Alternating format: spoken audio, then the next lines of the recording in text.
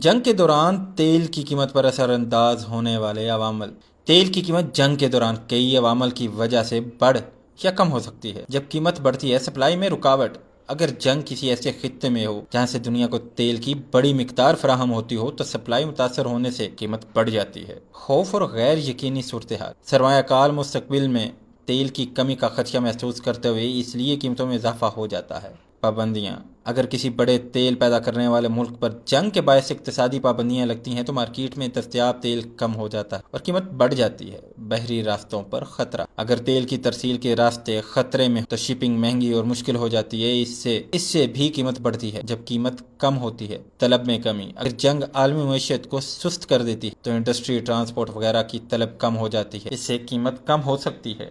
متبادل سپلائی کا انتظام۔ اگر دوسرے ممالک تیزی سے تیل کی پیداوار بڑھا کر کمی کو پورا کر دیں تو قیمت کم ہو سکتی ہے۔ اسٹریٹجک ریزرو کا استعمال۔ بعض اوقات امریکہ یا دیگر ممالک اپنے محفوظ ذخائر مارکیٹ میں ڈال دیتے ہیں تاکہ قیمت کنٹرول کی جا سکے۔